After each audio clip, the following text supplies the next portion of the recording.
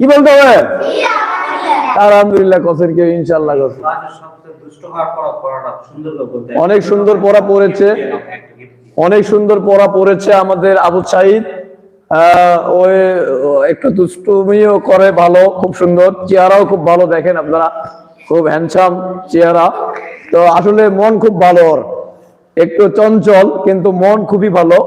এবং আজকে কালেমাটা খুব সুন্দর করে পড়াইছে, আর এই পড়ানোর কারণেই তাকে একটা পুরস্কার দেওয়া হয়েছে। এই সুন্দর পড়ানোর কারণে তাকে একটা পুরস্কার দেওয়া হচ্ছে। দুই হাতে নেন, এদিকে দেখা।